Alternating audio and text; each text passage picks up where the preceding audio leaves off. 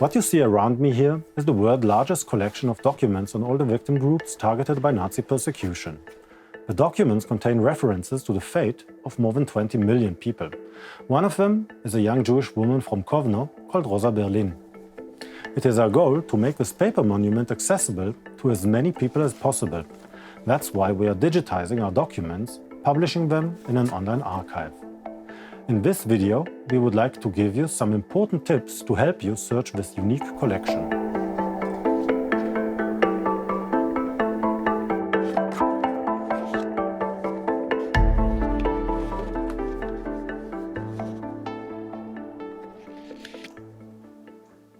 On the main page of the online archive, you will find a search box, which is just like those you know from other search engines. Here you can enter a name, a keyword, or a combination of both.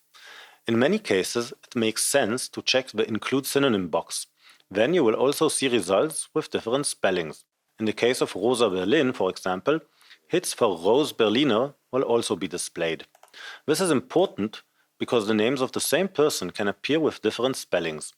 The results are displayed in two different categories, people and topics. When I enter the word Berlin in the search box, the people category shows 149,209 results. These people have the surname Berlin, were born in Berlin, or have some other link to the keyword Berlin. The topics category lists all the archival holdings that contain the word Berlin in their description.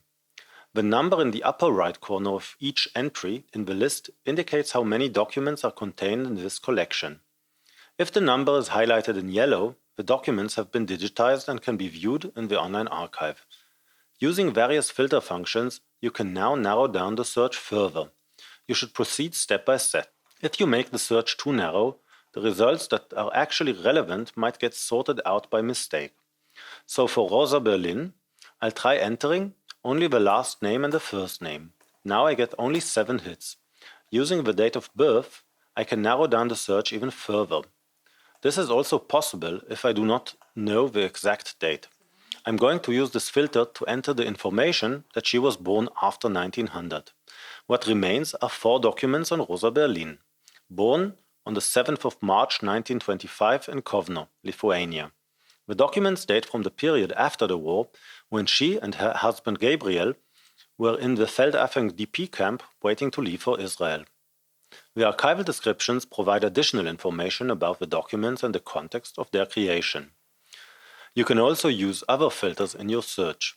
For example, you can filter people by religion, nationality, and marital status. In topics, the subject index is particularly useful. However, it's important to note that the list of filter options is not comprehensive, and that the results do not include all documents on a particular topic.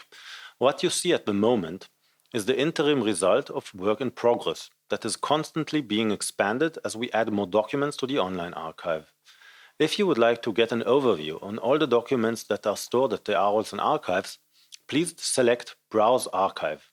Here you can explore all the different holdings, for example, Collection 1, Incarceration Documents, which contains documents from various ghettos and concentration camps.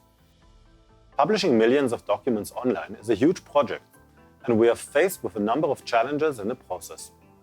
For example, we constantly have to balance the duty to remember against the personal right of each and every individual to keep his or her life private.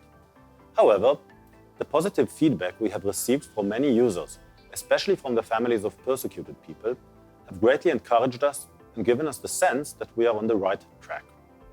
To put it in the words of the user, it's really amazing what you have realized with this archive.